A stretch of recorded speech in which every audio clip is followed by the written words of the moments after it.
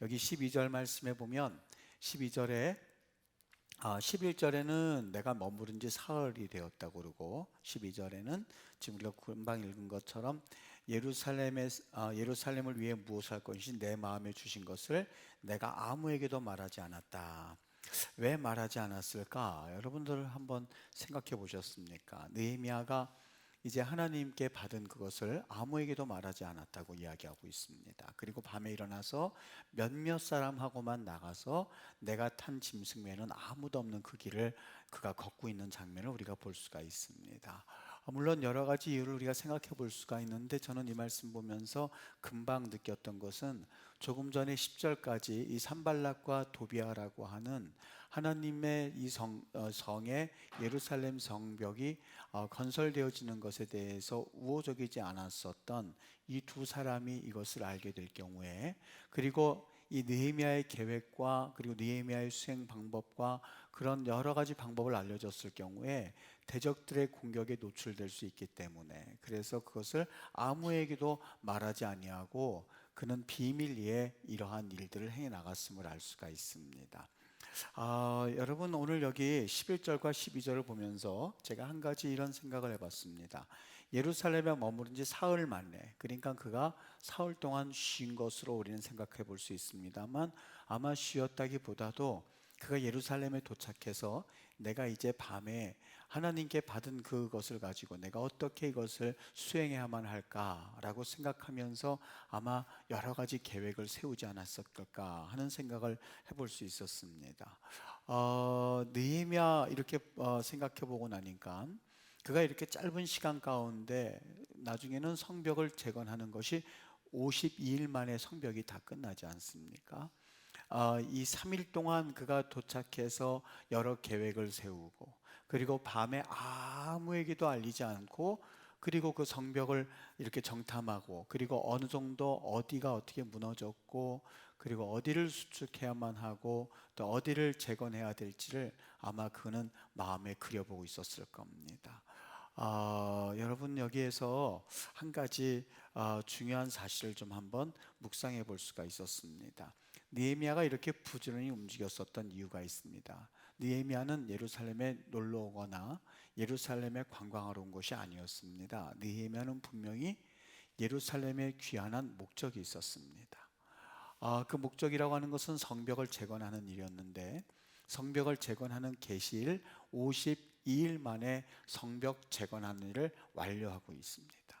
소명의식을 가진 사람은 절대 게으르지 않습니다. 하나님께서 우리에게 맡겨주신 인생이 70이요 강건하면 80이라고 했습니다. 가만히 생각해 보면 우리가 하나님의 이 사명을 감당할 시간이 하루하루 없어지고 있는 것을 느낀다면 사실 하루도 소중하지 않은 날이 없습니다. 소명의식을 가진 사람은 결코 게으를 수 없다는 이야기입니다. 로마서 12장 11절 말씀에 너희들이 부지런하여서 게으르지 말고 열심을 품고 주를 섬겨라, 이렇게 되어 있습니다.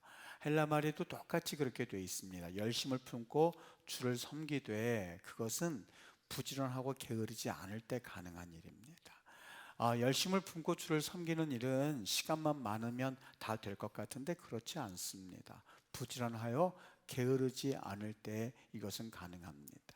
여러분, 시간이 많다고 해서 어떤 일을 하는 것이 아니라 여러 가지 일을 할 때에 그 시너지 효과를 가지고 또 다른 일도 해나가는 것을 우리는 종종 경험하지 않습니까?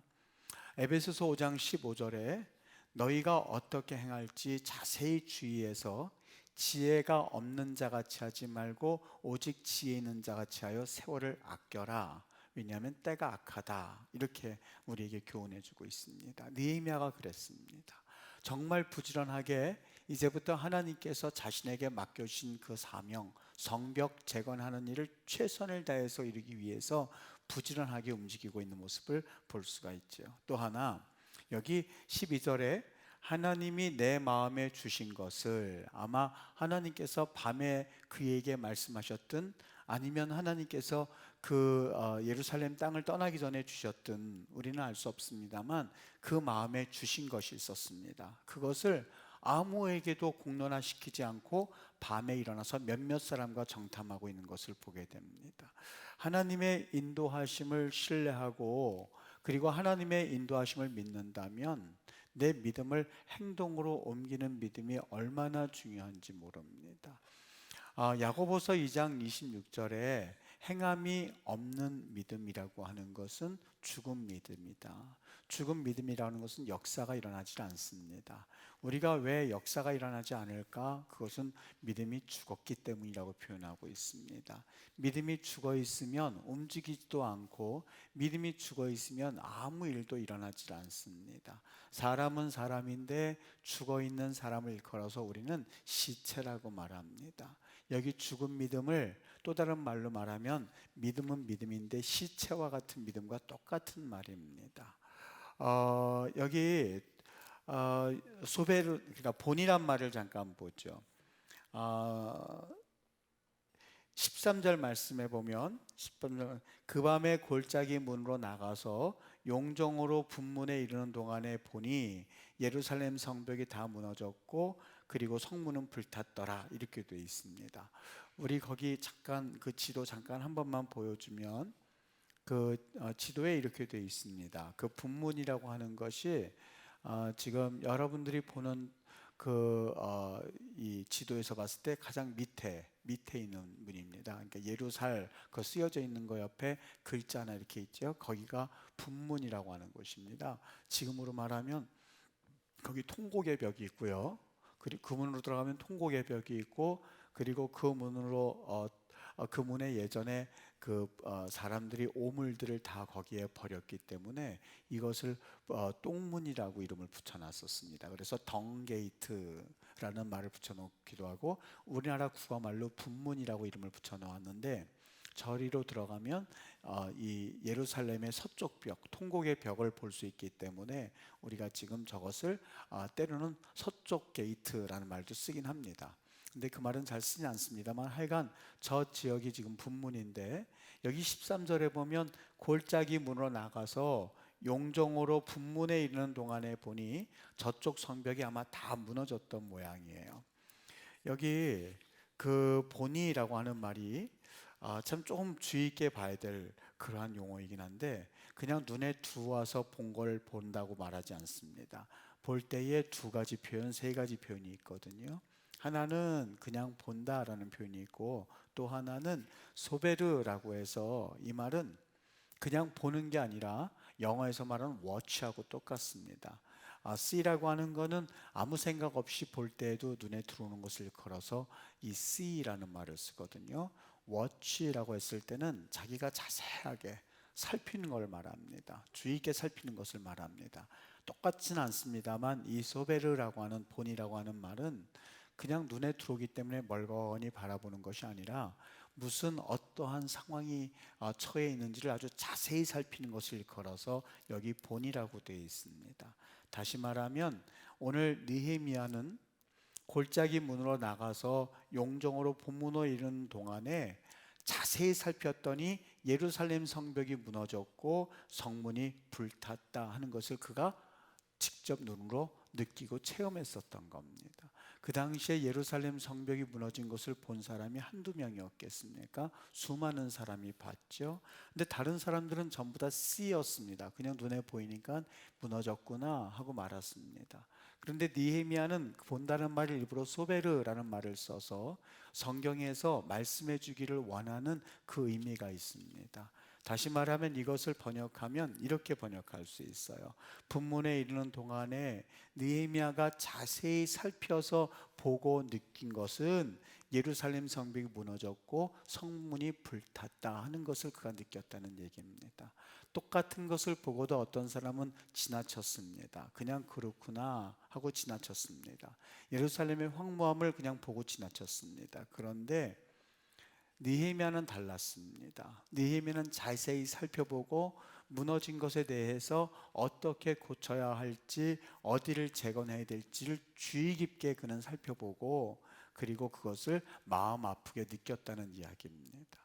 우리는 우리 집에 담이 무너지면 얼른 고치려고 합니다. 그런 것을 잘 보는 사람들이 있습니다. 어디가 이상하면 뭘 고쳐야 되고, 어디가 이상하면 뭐를 빨리빨리 빼야 되고 하는 것들을 잘 계산을 합니다.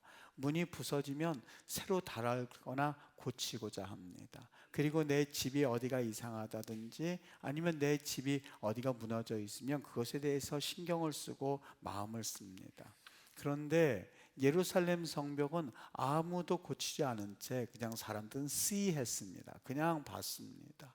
그냥 멀거니 봤습니다. 왜요? 내 집이 아니었기 때문에 그렇습니다.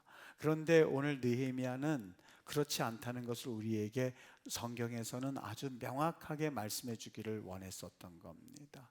위태로운 지경에 있었습니다만 아무도 황무한 성을 보는 눈을 가지지 못했을 때에 그 사람만큼은 예루살렘의 황무함을 직접 보는 영적 안목이 있었다는 얘기입니다.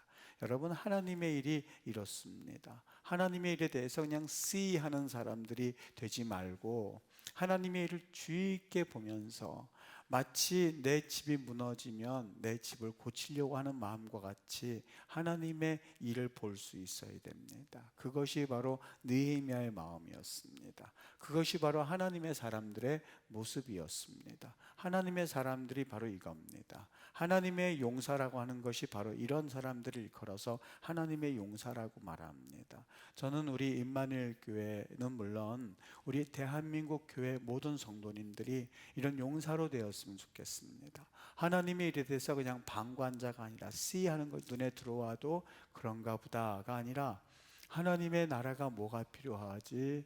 하나님의 나라에 내가 어떤 것을 내가 필요로 하는 제목이 되어야지 라고 하는 것을 직접 하나님 앞에 느끼고 호흡하는 그런 은혜가 있었으면 좋겠습니다. 이게 얼마나 재밌는지 모릅니다. 하나님의 일들이 되어져가는 것을 보는 것만큼 재밌는 것은 없습니다. 참 신기합니다. 내 집이 무너져서 내 집을 고치는 것은 그냥 하루 이틀 또 1년 2년이면 금방 그 기분은 사라집니다. 그것은 금방 사라집니다. 그런데 하나님의 일이라고 하는 것은 그것은 영원토록 기억이 됩니다. 소유냐 존재냐라고 하는 에릭 프롬의 그 논리가 있습니다. 사람이 소유하는 것과 그 다음에 존재하는 것과 어느 것에 더 행복을 느끼느냐라고 하는 그 이야기에 대해서 아주 간단하게 표시해 놓았는데요. 사람들이 행복을 느낄 때에 이 소유하는 것에 대해서도 행복을 느낀다고 그래요. 근데 그 소유하는 것에 행복을 느끼는 것은 얼마 못 간대요. 이를테면 자동차를 사면 기분이 참 좋죠. 그런데 그 기분 좋은 것은 한 1년, 길게 가도 1년, 짧게 가면 뭐 한 몇 달 가고 맙니다. 그냥 평범해집니다. 좋은 물건을 사면 예를 들어서 핸드백을 샀다고 그러죠. 처음에는 굉장히 좋죠. 그런데 그게 몇 달 못 갑니다. 아마 그걸 2년, 3년, 10년 동안 확 그러면서 다니면 아마 정신 이상한 사람일 겁니다. 그런데 이 존재냐라고 하는 것은요, 사람에게 영원한 행복을 주는 것은 뭐냐면 이 존재적인 의미를 느낄 때랍니다. 그러니까 예를 들어 보면 여행을 갈 때에 여러분 예전에 여행 갔을 때 좋은 곳을 가서 거기서 기뻤었던 그 기억이 있죠. 그는 10년이 지났던 여러분 결혼할 때 이 기분이 어떠셨나요? 물론 다 잊어버렸을 수도 있겠지만 그때 그 감정만 살아있다면 그 마음은 얼마나 기쁜지 모릅니다. 여행했었을 때 거기서 즐거웠었던 일이 있었죠. 깔깔깔깔 대면서 즐거운 일이 있었죠. 이거는 10년이 가도 20년이 가도 그때 참 좋았는데 라고 하는 그런 마음이 있답니다. 이건 우리를 행복하게 해준다고 하는 거예요. 하나님의 일이 그렇습니다. 우리 집을 고친다든지 아니면 내 소유에 대해서 했을 때는 그 기쁨이 그냥 기쁘긴 하지만 얼마 못 갑니다. 그런데 이 하나님의 일이 되어져가는 그 광경은요, 얼마나 우리를 기쁘게 하는지 모릅니다. 그것이 평생 마음에 남습니다. 그 하나님의 일이 세워진 것에 대해서는 잊지 못하고 그게 그렇게 되었었지 하는 것을 우리를 얼마나 기쁘게 하는지 모릅니다. 우리 하나님 앞에서 우리 이러한 은혜가 있게 되기를 주님의 이름으로 축복합니다. 여기 15절에 14절 또 읽을게요. 앞으로 나아가 샘문과 왕의 못에 이르러서는 탄 짐승이 지나갈 곳이 없는지라. 15절에 그 밤에 시내를 따라 올라가서 성벽을 살펴본 후에, 여기 시내를 따라라고 되어 있는데 이 말은 다시 번역하면 그 시내를 따라합니다. 즉 예루살렘 동편에 있는 기드론 시내가를 말하고 있는데, 그 기드론 시내가를 따라서 올라가서 성벽을 살펴본 후에 골짜기 문으로 들어와 돌아왔으나 16절 방백들은, 여기 방백들이라고 하는 것은 포로기 후대, 그러니까 포로기가 지난 그 후대에 그 있었던 지도자들을 의미하고 있다라고 보고 있는데, 그 지도자들은, 그러니까 유대인들 가운데서 있었던 지도자들은 내가 어디 갔었으며 무엇을 하였는지 알지 못하였고, 나도 그 일을 유다 사람들에게나 제사장들에게나 귀족들에게나 방백들에게나 그 외에 일하는 자들에게 알리지 아니하다가, 이렇게 되어 있습니다. 여러분, 여기 느헤미야가 어떻게 보면 사람들한테 그 오해받을 만하지 않겠는가 하는 생각을 해보게 됩니다. 왜냐하면 자기가 하려고 하는 이 일들을 다른 사람들에게 전혀 알리지 않았기 때문에 그렇습니다. 여러분, 제가 이렇게 한번 생각해 봤는데 왜 그가 그 일들을 그렇게 알리지 않았을까? 심지어는 유대인의 지도자들에게도 그 일을 안 알렸어요. 그 이유가 뭘까? 그들이 싫어서였을까? 아니면 그들에게 있어서 이 느헤미야가 말하지 못할 어떤 이유가 있었을까? 절대 그들이 싫어서 알리지 않았던 것은 아닐 것입니다. 한 가지 앞의 맥락과 연관지어서 본다면, 만일 이것을 알렸다면 그 일을 시작도 하기 전에 대적들의 방해를 받았을 겁니다. 하나님의 일을 할 때에 협력하는 것 굉장히 중요합니다. 전도서 4장 9절에서 12절에 보면 역시 협력하는 것이 우리 그리스도인들에게 참 중요하다고 하는 교훈을 주고 있습니다. 하나님의 일을 할 때에 모든 사람들의 협력은 절대적으로 요청되어야 합니다만, 그 일을 추진하는 과정에 있어서 여러 사람의 의견을 가지고 토론하고 다수의 의견을 쫓아서 결정하기보다는 한 사람의 신앙적 결단을 필요로 할 때가 얼마나 많은지 모릅니다. 아브라함이 독자 이삭을 제물로 드리는 문제에 대해서 그의 아내와 의논했더라면 아마 쉽게 결단을 내리지 못했을 수도 있습니다. 예수님께서 내가 이제 예루살렘에 올라가서 고난을 받을 거야, 내가 이제 죽게 될 거야, 그리고 부활하게 될 거야 라고 했었을 때에 마태복음 16장 22절에 가서 보면 베드로가 예수를 붙들고 항변하여 이르되 주여 그리 마옵소서, 일이 결코 주께 미치지 아니하리라 라고 반응하는 베드로를 볼 때에 아마 예수님께서 이 문제를 의자로 붙였다면 이 안건은 아마 즉시 부결이 됐을걸요. 예수님 무슨 말씀하시는 겁니까? 예수님께서 예루살렘에 올라가셔서 죽으시고 십자가에 매달리신다뇨, 이 안결은 불가합니다 라고 즉시 부결이 됐을 겁니다. 여호수아가 요단강을 건널 때에 그 문제를 모든 사람들과 의논했다면 아마 그는 백발백중 부결됐을 겁니다. 왜요?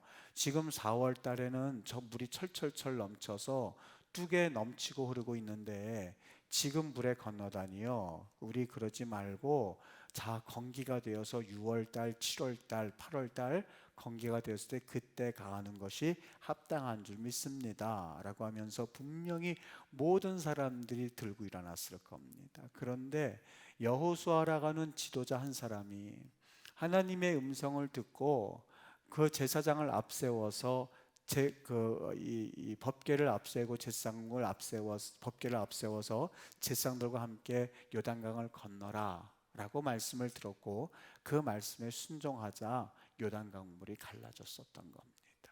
우리는 세상의 방법과 교회의 방법을 착각하고 살 때가 얼마나 많은지 모릅니다. 왜요? 세상에 살고 있는 시간들이 많고 세상에서 경험하고 있는 사건들이 많이 있기 때문에 교회 안에서도 똑같이 세상의 방법과 또한 세상의 경험을 가지고 교회를 섬기려고 할 때가 참으로 많습니다. 그런데 그것은 하나님이 없을 때에 가능한 이야기입니다. 교회라고 하는 것은 분명히 하나님의 음성을 좇아서 그리고 그 하나님의 뜻에 순종하겠다라고 하는 것을 믿고 있는 공동체의 모임입니다. 그래서 먼저 하나님의 음성을 들을 수 있어야만 하고 하나님의 음성에 귀를 기울일 수 있어야만 합니다. 오늘 이 느헤미야가 하나님의 음성을 듣고 그리고 그 마음에 담은 것을 아무에게도 의논하지 아니하고 은밀히 그 일을 행했기에 성벽 재건 사업은 52일 만에 완성이 되었고 끝마칠 수가 있었던 것이죠. 17절 후에 그들에게 이르기를 우리가 당한 공경은 너희도 보고 있는 바라. 예루살렘이 황폐하고 성문이 불탔으니 자 예루살렘 성을 건축하여 다시 수치를 당하지 말자 하고 또 그들에게 하나님의 선한 손이 나를 도우신 일과 왕이 내게 이런 말씀을 전하였더니 그들의 말이 일어나 건축하자 하고 모두 힘을 내어 이 선한 일을 하려 하였다. 여기 전하였더니 라고 되어 있죠. 18절 말씀에 왕이 내게 이런 말씀을 전하였더니, 여기 왕이라고 하는 것은 누구를 의미하죠? 아닥사스다 왕을 의미합니다. 내게 전한 일이라고 하는 것은 여기 그대로 해석한다면 왕이 내게 전한 어떤 것을 전하였더니 라는 말입니다. 어떤 것을 전하였더니, 여기 이런 말씀, 어떤 말씀을 어떤 것을 전하였더니, 이게 뭐를 의미하고 있었을까? 모든 것을 다 그 머릿속에 그리고 하나님의 음성을 따라서 이제는 어떻게 해야 될지 모든 것을 다 계획하였었던 이 느헤미야가 이제 백성들에게 용기를 주면서 설득하는 장면입니다. 뭐라고요? 17절에 우리가 당한 공경은 너희도 보고 있는 바라. 예루살렘이 황폐하고 성문이 불탔으니 자 예루살렘 성을 건축하여 다시는 수치를 당하지 말자. 이렇게 설득을 한 겁니다. 그리고 나서 무슨 얘기를 해요? 왕이 내게 이런 말씀, 그 어떤 것을 전하였더니. 뭘 전했던 것 같아요? 어떤 얘기를 했을 것 같아요? 한번 우리가 성경을 읽을 때에 자꾸 이 성경에서 말씀하고자 하는 그 내용들을 충분히 상상력을 통해서 한번 볼 필요가 있는데, 왕이 말했던 그 어떤 것을 백성들에게 말해줬어요. 여러분, 내가 이제 밤에 다 다니면서 이제 성벽을 다 살펴봤습니다. 어디를 재건해야 될지, 어디를 내가 수축해야 될지 내 머릿속으로 다 그려놨습니다. 여러분, 이제 수치를 당하지 말고 일어나서 성전을 건축하십시다. 그렇게 얘기를 해놓고 왕에게서 그가 얻은 말씀, 그 어떤 것을 전했다고 되어 있어요. 뭘 전했을까?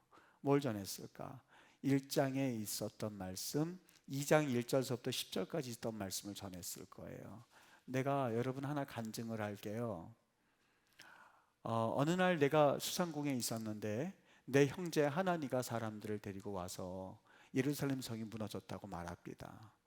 내가 그 말을 듣고 너무 마음이 아파서 그 자리에서 내가 슬퍼하며 금식하며 울부짖어 기도했습니다. 하나님 앞에 기도했더니 한 달이 지나고 두 달이 지나고 석 달이 지나고 넉 달이 지났는데 내가 아닥사스다 왕 앞에 섰는데 금식하고 났더니 내가 나도 모르게 얼굴을 찡그렸나 봅니다. 왕이 네가 왜 수심이 있느냐라고 말했을 때 저는 정말 죽는 줄 알았거든요.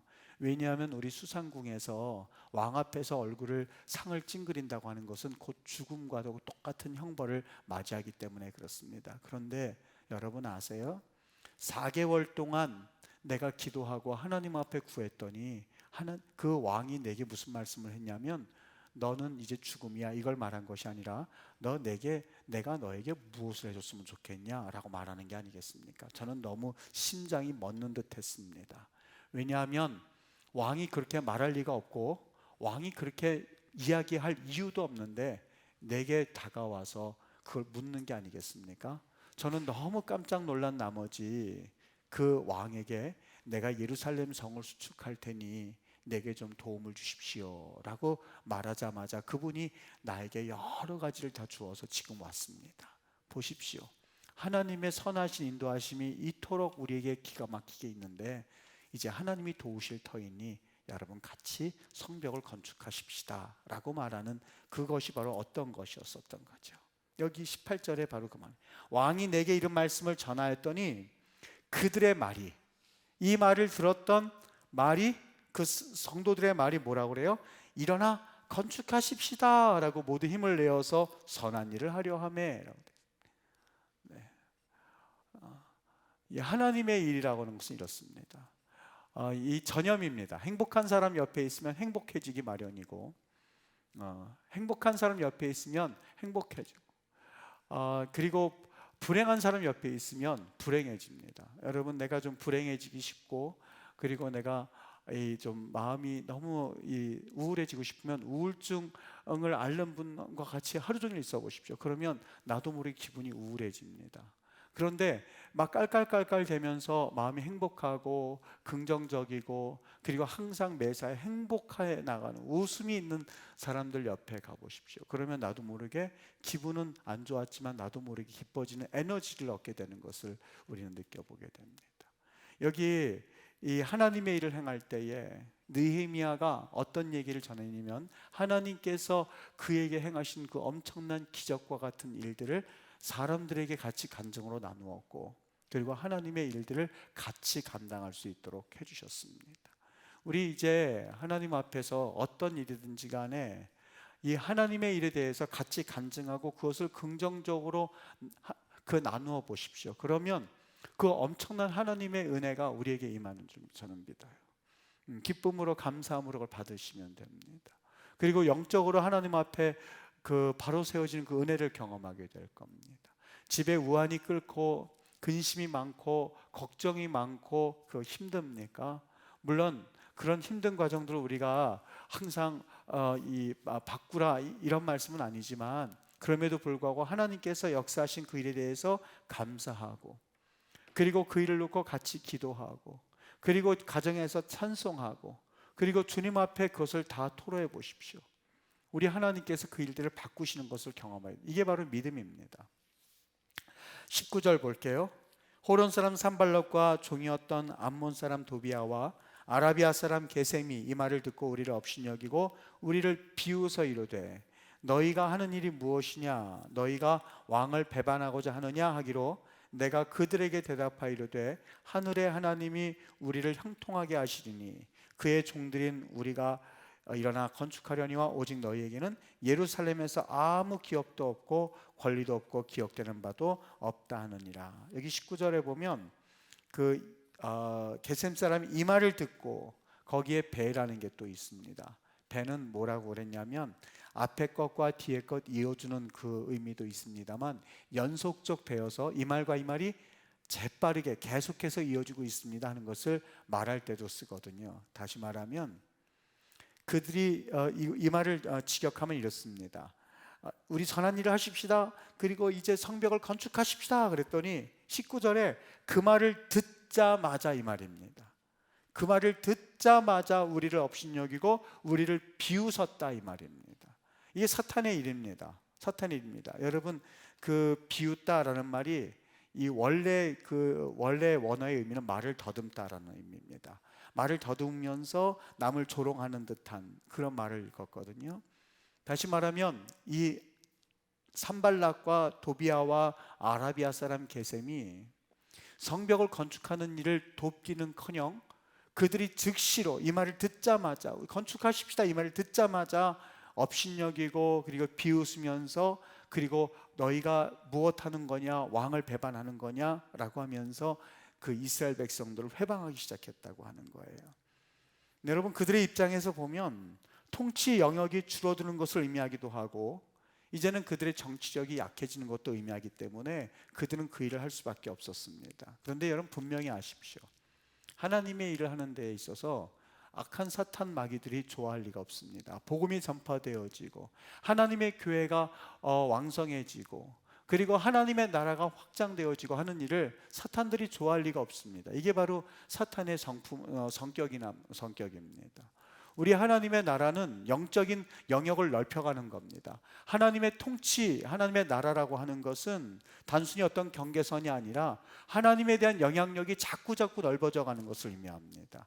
하나님의 말씀이 교회 안에서는 그게 믿어지고, 그리고 그 말씀대로 살아가려는 그러한 영역이 넓어지는데, 똑같은 말씀이라 한다 할지라도 이 말씀이 믿지 않는 이들에게서는 말씀이 그렇게 힘이 없습니다. 말씀으로 살아내려고 하지 않습니다. 이게 바로 하나님 나라의 확장입니다. 정말 이 하나님 나라의 확장은 중국에도 이어져야만 하고, 일본에도 하나님의 나라가 확장되어져야만 하고, 러시아에도 하나님 나라가 확장되어져야만 하고, 가깝게는 저 초등학교, 중학교 모든 지역마다 하나님의 나라가 확장되어져야만 합니다. 그런데 이 일에 대해서 사탄 마귀가 좋아할 리가 없습니다. 절대 좋아할 리가 없습니다. 이때 어떻게 반응이 되는지 아십니까? 20절 보십시오. 너희들 왜 그래? 이렇게 말하지 않습니다. 느헤미야가 내가 그들에게 대답하이르되, 뭐라고 대답했냐면, 하늘의 하나님이 우리를 형통하게 하시리니 그의 종들인, 하나님의 종들인 우리가 일어나 건축하려니와 라고 하면서 하늘의 하나님을 먼저 앞세우고 하늘의 하나님의 의지에서 나가는 이 느헤미야 모습을 저는 똑같이 어떤 모습이 연상됐냐면, 그 다윗이 골리앗과 싸울 때에 사무엘상 17장 44절 45절에 보면, 너는 칼과 창을 의지하면서 나오지만 나는 만군의 여호와의 이름으로 나가노니 라고 하면서 하나님의 이름을 앞세워서 나가고 있는 그 다윗을 보게 됩니다. 반대적인 세력들, 이 하나님의 일을 어떻게든지 멈추게 하려고 하는 산발락과 도비아와 게셈 같은 사람과 논쟁하지 않았습니다. 느헤미야는 여기 분명하게 말합니다. 하늘의 하나님이 우리를 형통하게 하리니, 이건 하나님의 일이라고 하는 거예요. 그러니까 그 악한 사탄과 같은 그 산발락과 도비아와 게셈이 이를 막을 수 있어요, 없어요? 없어요. 절대 없어요. 이룰 수가 없습니다. 왜요? 하나님의 일이기 때문에. 그런데 그 하늘의 하나님이 어떻게 한다고요? 우리를 형통케 하리니, 형통케 하리니 하나님의 종들인 우리가 일어나서 건축하려니와 라고 하면서 이 건축 일을 시작하는 것을 보게 됩니다. 놀라운 하나님의 역사입니다. 악한 사탄들과 싸울 때에 대답은 하나입니다. 오직 만군의 여호와입니다. 오직 하늘의 하나님입니다. 그 하나님을 의지하고 나가는 것 외에는 방법이 없습니다. 여러분, 정말 때로는 위험하고 힘들고 어려울 때가 많이 있습니다. 그런데 그때야말로 하나님을 의뢰할 때입니다. 그때야말로 하나님 앞에 기도해야 할 때이고 하늘의 능력을 경험해야 할 때입니다. 우리는 쉬운 일은 우리 기도도 하지 않고 그냥 하려고 합니다. 근데 조금만 일이 어려우면 그 일에 대해서 내 경험과 그리고 내가 가지고 있는 모든 것을 동원해서 이겨나가려고 합니다. 그러나 그렇지 않습니다. 작은 일에서부터 큰 일에게까지 오직 하늘의 하나님을 의지하고 그 하늘의 하나님의 역사하시는 은혜를 경험할 때야 비로소 우리는 진정한 하늘의 능력을 경험할 수 있게 될 겁니다. 주의 내 가운데 이 하늘의 하나님을 잘 경험하여서 이 땅 살아갈 때 참 기쁨과 감사함을 경험하는 믿음의 성도들 되시기를 예수님의 이름으로 축복합니다. 우리 한번 기도합니다.